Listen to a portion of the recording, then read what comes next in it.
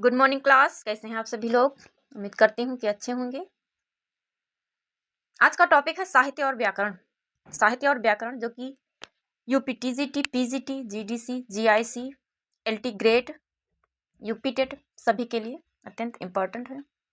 तो प्रश्न 1 है कि क्रिया के जिस रूपांतर से वाक्यगत कर्ता की प्रधानता का बोध हो वह है ए कर्तृवाच्य, बी भाववाच्य, सी है कर्मवाच्य, डी है इनमें से कोई नहीं। वाच्य, भाववाच्य है ये।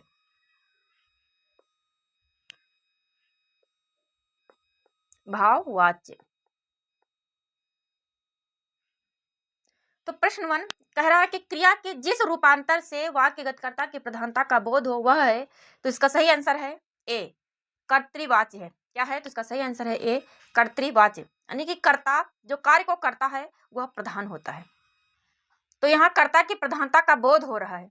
क्रिया के जिस रूपांतर से वाक्यगत कर्ता की प्रधानता का बोध होता है वह है, इसका सही आंसर ए कर्तृवाच्य। बढ़ते हैं अगले प्रश्न की तरफ। अगला प्रश्न है प्रश्न 2। प्रश्न 2 है लेख लिखा गया वाक्य की पहचान करें।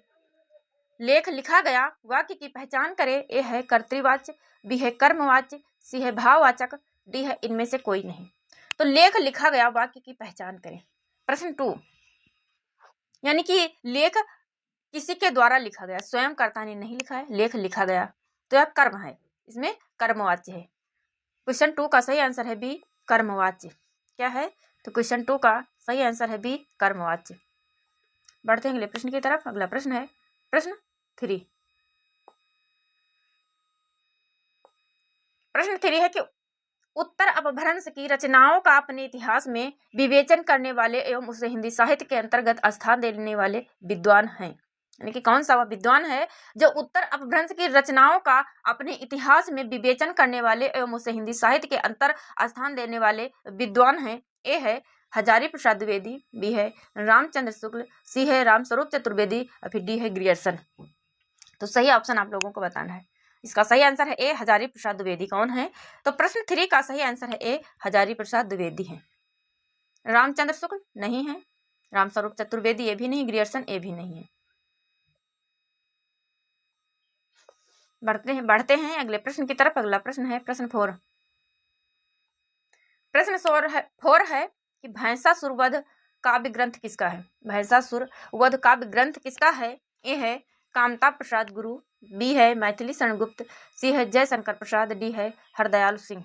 प्रश्न 4 का सही आंसर भैंसासुर वध काव्य ग्रंथ किसका है? इसका सही आंसर है ए कामता प्रसाद गुरु का है। किसका है? तो कामता प्रसाद गुरु का है। प्रश्न 5 है मिलन खंड काव्य लिखा है। मिलन खंड काव्य लिखा है ए राम नरेश त्रिपाठी द्वारा, बी है जयशंकर प्रसाद ने, सी है महादेवी वर्मा ने, डी है मैथिली शरण गुप्त। तो मिलन खंड काव्य किसका है? मिलन खंड काव्य किसका है? तो इसका सही आंसर ए राम नरेश त्रिपाठी का है। किसका है? तो मिलन खंड काव्य है। क्या है? तो मिलन खंड काव्य है। यह किसके द्वारा रचित है? तो यह रचित है राम नरेश त्रिपाठी द्वारा। प्रश्न 6 है सम्मेलन पत्रिका का प्रकाशन कहाँ से होता था। प्रश्न 6 है कि सम्मेलन पत्रिका का प्रकाशन कहाँ से होता था। ए है इलाहाबाद, बी लखनऊ, सी प्रयाग, डी वाराणसी। तो सम्मेलन पत्रिका का प्रकाशन इलाहाबाद से होता था। इसका सही आंसर है ए इलाहाबाद। प्रश्न 7। प्रश्न 7 है कि हिंदी नवजीवन साप्ताहिक प्रकाशन कहाँ से आरंभ हुआ। हिंदी नवजीवन साप्ताहिक का प्रकाशन कहाँ से आरंभ हुआ। ए है लखनऊ, बी है अहमदाबाद, सी है प्रयागराज, और डी है काशी। तो प्रश्न 7 का सही आंसर करना आप लोगों को। यानी हिंदी नवजीवन साप्ताहिक पत्रिका का प्रकाशन कहाँ से हुआ, तो इसका सही आंसर है 7 का बी अहमदाबाद से हुआ। कहाँ से? अहमदाबाद से हुआ। बढ़ते हैं अगले प्रश्न की तरफ। प्रश्न है, चलिए पहले हम प्रश्न को पढ़ लेते हैं, इसके बाद आप लोगों को ऑप्शन दिखाते हैं। प्रश्न 8 है कि कहानी अंधेरे की चीख या अकेली करह नहीं है। कहानी अकेले, आप लोग भी पढ़िए कि कहानी अंधेरे की चीख या अकेली कराह नहीं है, अपितु अच्छी कहानी कहानीकार और पाठक के अनुभव की साझेदारी है, सहयोगी यात्रा है। कहानीकार का कोई भी अनुभव ऐसा एकहरा, इकलौता, अलग थलग या अनोखा नहीं होता जिससे सिर्फ वही गुजरा हो। हाँ, अनुभव से अर्थ तक पहुंचने की तड़प या तलाश उसकी अपनी हो सकती है। कहानी के संबंध में उक्त विचार किसका है, यानी कि इस कहानी के संबंध में विचार किसका है। प्रश्न 8 है। ए है राजेंद्र यादव, बी है मन्नू भंडारी, सी है महादेवी वर्मा या फिर डी है जयशंकर प्रसाद। तो इसका यानी इस कहानी का सही आंसर ए है, यानी कि यह विचार कहानी के संबंध में यह विचार है राजेंद्र यादव का। बढ़ते हैं अगले प्रश्न की तरफ। अगला प्रश्न है प्रश्न 9। प्रश्न 9 है कि स्वर्ग की तुलना उचित ही है, किंतु सुरसरिता कहाँ सरयू, यहाँ वह मरो की मात्र पार उतारती, यही से जीवितों को तारती है। उपरोक्त पंक्ति किस कवि की है। प्रश्न 9 कह रहा है कि स्वर्ग की तुलना उचित ही है, किंतु सुरसरिता कहाँ सरयू, यहाँ वह मरो को मात्र पार उतारती, यहीं से जीवितों को तारती है। उपरोक्त पंक्ति किस कवि की है। तो इसका सही आंसर आप लोगों को करना है। ए है महादेवी वर्मा, बी है जयशंकर प्रसाद, सी है मैथिली शरण गुप्त, डी है रामधारी सिंह दिनकर। तो प्रश्न 9 का सही आंसर है सी, मैथिली शरण गुप्त। कौन है, तो मैथिली शरण गुप्त है। बढ़ते हैं अगले प्रश्न की तरफ। अगला प्रश्न है प्रश्न 10।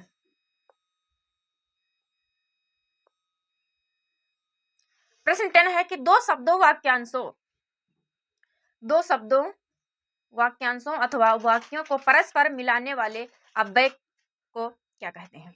दो शब्दों, वाक्यांशों अथवा वाक्यों को परस्पर मिलाने वाले अव्यय को क्या कहते हैं। ए संबंध बोधक अव्यय, बी है समुच्चय बोधक अव्यय, सी है विस्मयाद बोधक अव्यय, डी है इनमें से कोई नहीं। तो प्रश्न 10 का सही आंसर कीजिए आप लोग। तो इसका सही आंसर है बी, समुच्चय बोधक अव्यय है। क्या है, तो दो शब्दों, वाक्यांशों अथवा वाक्यों को परस्पर मिलाने वाले अव्यय को क्या कहते हैं, तो समुच्चय बोधक अव्यय कहते हैं।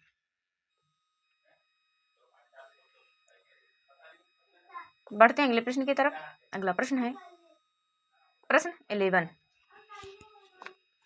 प्रश्न 11 है कि प्रजाहितैषी समाचार पत्र का प्रकाशन कब हुआ। प्रजाहितैषी समाचार पत्र का प्रकाशन कब हुआ।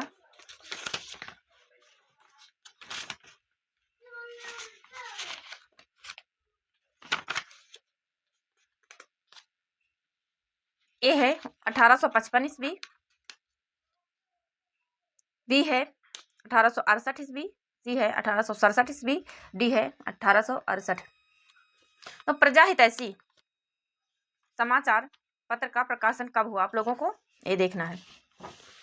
प्रजाहितैषी, तो प्रश्न 11 का सही आंसर है ए।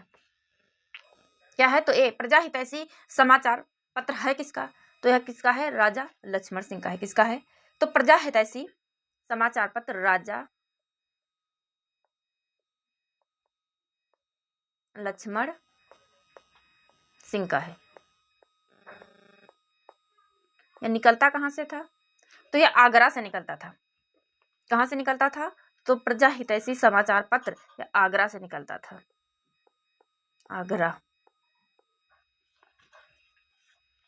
फिर है 1868 में कौन सा समाचार पत्र प्रकाशित हुआ। 65 सॉरी बी, यानी कि 1865 ईस्वी में कौन सा समाचार पत्र प्रकाशित हुआ, तो है तत्वबोधिनी पत्रिका। फिर है 1867 में कौन सा समाचार पत्र प्रकाशित हुआ, तो है ज्ञान प्रदायिनी। कौन है, तो ज्ञान प्रदायिनी है।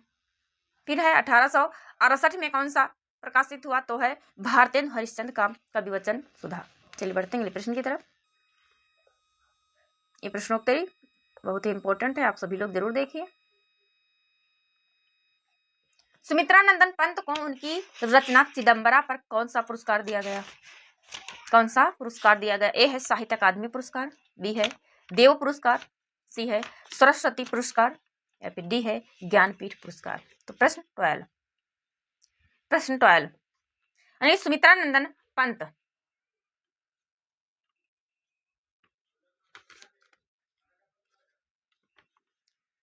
सुमित्रानंदन पंत को उनकी रचना चिदम्बरा पर कौन सा पुरस्कार दिया गया? चिदम्बरा। ए है साहित्य अकादमी पुरस्कार, बी है देव पुरस्कार, सी है सरस्वती सम्मान, डी है ज्ञानपीठ पुरस्कार। ज्ञानपीठ पुरस्कार। तो इसका सही आंसर है प्रश्न 12 का सही आंसर है डी, ज्ञानपीठ पुरस्कार। कौन सा पुरस्कार दिया गया? तो ज्ञानपीठ पुरस्कार दिया गया। इसका सही आंसर है डी, ज्ञानपीठ पुरस्कार। कब दिया गया? तो यह वर्ष 1968 ईस्वी में दिया गया। कब दिया गया? तो ज्ञानपीठ पुरस्कार सुमित्रानंदन पंत को 1968 ईस्वी में दिया गया। चलिए बढ़ते हैं अगले प्रश्न की तरफ। अगला प्रश्न है प्रश्न 13। प्रश्न 13 है कि रमणिका गुप्ता किस पत्रिका की संपादक हैं? रमणिका गुप्ता किस पत्रिका की संपादक हैं? ए है पल प्रतिपल, बी है प्रज्ञा साहित्य, सी है युद्ध रथ आम आदमी, डी है नागफनी। क्या है? तो नागफनी। रमणिका गुप्ता किस पत्रिका की संपादक हैं?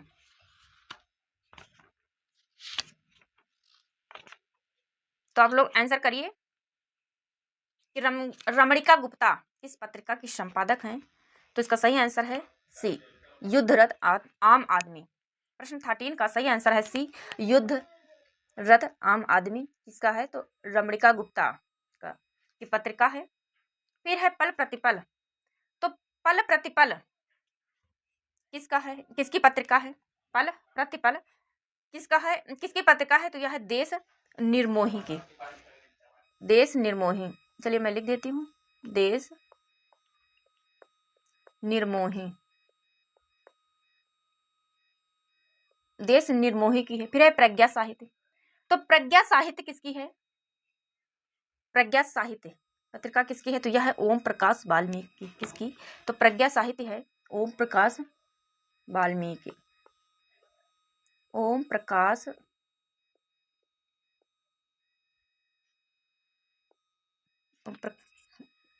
ओम प्रकाश पेन नहीं पकड़ रहा। ओम प्रकाश वाल्मीकि। वाल्मीकि क्या कौन है? तो ओम प्रकाश वाल्मीकि है। फिर है नागफनी। तो नागफनी किसकी पत्रिका है? तो नागफनी है सपना सोनकर की। किसकी? तो नागफनी पत्रिका है सपना सोनकर। सपना सोनकर की पत्रिका है, सोनकर। चलिए बढ़ते हैं अगले प्रश्न की तरफ। अगला प्रश्न है प्रश्न 10।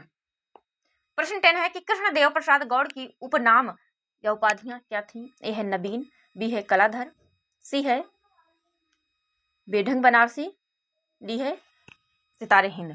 तो कृष्णदेव प्रसाद गौड़ की उपनाम या उपाधियां क्या थी? तो इसका सही आंसर है सी, बेढंग बनारसी। प्रश्न 14 का सही आंसर है सी। नबीन किसे कहा? नबीन का नाम क्या है? उपनाम क्या है? तो बालकृष्ण शर्मा नबीन। नबीन का नाम है नबीन। उपाधि किसकी है? तो बालकृष्ण शर्मा नबीन की है। फिर है कलाधर उपनाम, यानी कि कलाधर उपनाम से कौन जाने जाते थे? तो जयशंकर प्रसाद। फिर है सितारे हिंद। तो सितारे हिंद का नाम क्या है, यानी उपनाम क्या है? तो सितारे हिंद राजा लक्ष्मण। एक बार हम इसको देख लेते हैं, कहीं कंफ्यूजिंग ना हो जाए।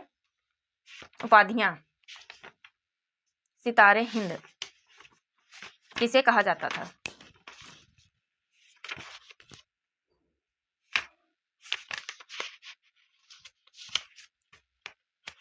सितारे हिंद। तो सितारे हिंद कहा जाता था राजा शिव प्रसाद सिंह को। किसे? राजा शिव प्रसाद सिंह। अगला प्रश्न है प्रश्न 15। प्रश्न 15 है कि अमृत और विष किस रचनाकार की रचना है? अमृत और विष।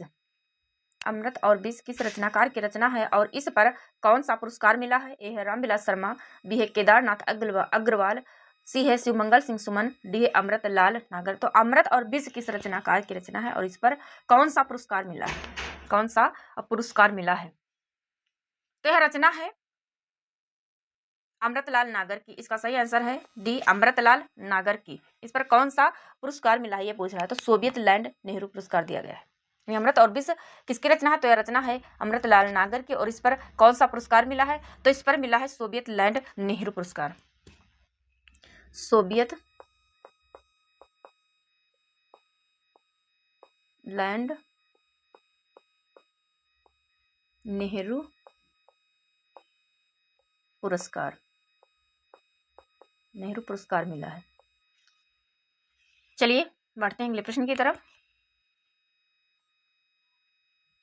ये अमृत और विष क्या है, तो ये अमृत और विष है उपन्यास विधा है, उपन्यास। अगला प्रश्न है प्रश्न 16। प्रश्न 16 है कि इलाहाबादी अमरूद मीठे होते हैं, यहाँ पर क्या विशेषता बताई जा रही है। यानी इलाहाबादी अमरूद मीठे होते हैं, यहाँ पर क्या विशेषता बताई जा रही है। ए है स्थान, बी है अमरूद, सी है गंध, फिर डी है दशा। तो इसका सही आंसर है ए, स्थान की विशेषता बताई जा रही है कि इलाहाबादी अमरूद मीठे होते हैं। यानी कि कहाँ के अमरूद मीठे होते हैं, तो स्थान पूछ रहा है, तो इलाहाबादी अमरूद मीठे होते हैं। चलिए बढ़ते हैं अगले प्रश्न की तरफ। अगला प्रश्न है प्रश्न 17। प्रश्न 17 है कि विशेषण का लिंग, विशेषण का लिंग किसके अनुसार होता है। ए है विशेष के अनुसार, बी है स्त्रीलिंग होता है, सी है स्वतंत्र होता है, डी है पुल्लिंग होता है। तो प्रश्न 17 का सही आंसर विशेषण का लिंग, जैसे लड़का मोटा है तो लड़का है विशेष, लड़का मोटा है, मोटा नहीं, चलो इसको हम कर लेते हैं अच्छा है, लड़का अच्छा है, लड़का अच्छा है। तो लड़का है, ये लड़का क्या है, तो लड़का है विशेष, क्या है विशेष, लड़का विशेष है। और ये जो अच्छा है ये है विशेषण, क्या है, तो ये है विशेषण। तो विशेषण पूछ रहा है कि विशेषण का लिंग किसके अनुसार होता है, तो इसका सही आंसर ए, विशेष के अनुसार होता है। यहाँ लड़का अच्छा है, अगर लड़की होती तो ये लिंग बदल जाता, तो लड़की अच्छी होती है, ए होता लड़की अच्छी है। इसका सही आंसर है ए, विशेष के अनुसार। चलिए बढ़ते हैं अगले प्रश्न की तरफ। अगला प्रश्न है प्रश्न 18। प्रश्न 18 है कि खटाई में पड़ना मुहावरे का अर्थ है। खटाई में पड़ना मुहावरे का अर्थ है। ए है झमेले में पड़ना, बी है चैन मिलना, बी है विघ्न आना, डी है उपरोक्त में से कोई नहीं, या फिर ई है उपरोक्त में से एक से अधिक। प्रश्न 18 खटाई में पड़ना मुहावरे का अर्थ है, इसका सही आंसर है सी, विघ्न आना, विघ्न आना। बढ़ते हैं अगले प्रश्न की तरफ। अगला प्रश्न है प्रश्न 19। प्रश्न 19 है कि पन्नग का समानार्थी शब्द है। पन्नग किसे कहते हैं, पन्नग कहते हैं सांप को। पन्नग का समानार्थी शब्द है। ए है उरग, बी है पिक, सी है पिनाक, डी है केसरी। तो पन्नग का समानार्थी शब्द है, इसका सही आंसर है ए, उरग है, क्या है, तो उरग है। बढ़ते हैं अगले प्रश्न की तरफ। अगला प्रश्न है प्रश्न 20। प्रश्न 20 है कि जो मुश्किल से खाया जा सके, यानी जो मुश्किल से खाया जा सके, इस वाक्य के लिए उपयुक्त शब्द लिखिए। ए है दुष्कर, बी है विषम, सी है दुर्भक्ष, डी है दुर्लभ। तो जो मुश्किल से खाया जा सके, यानी कि आसानी से नहीं बल्कि कठिनता से, मुश्किल से खाया जा सके, इस वाक्य के लिए उपयुक्त शब्द है, इसका सही आंसर है सी, दुर्भक्ष। प्रश्न 20 का सही आंसर है सी, दुर्भक्ष। तो हम आज की हमारी क्लास यहीं तक। ये एग्ज़ाम ऑल कॉम्पिटिटिव एग्ज़ाम के लिए अत्यंत महत्वपूर्ण है, चाहे वह टीचिंग का एग्ज़ाम हो या फिर कोई अदर स्टडी का एग्ज़ाम हो या कोई अदर एग्ज़ाम हो, सभी के लिए अत्यंत महत्वपूर्ण है। वीडियो पसंद आए तो वीडियो को लाइक करिए, ज़्यादा से ज़्यादा शेयर करिए। चैनल पर पहली बार आए तो चैनल को सब्सक्राइब करिए और ज़्यादा से ज़्यादा शेयर करिए। तो चलिए मिलते हैं एक नए प्रैक्टिस सेट के साथ। अगला हमारा प्रैक्टिस सेट होगा प्रैक्टिस सेट 16, प्रैक्टिस सेट 16, जिसमें हम इसी तरह के बेहतरीन प्रैक्टिस सेट को लेकर आएंगे। Thank you.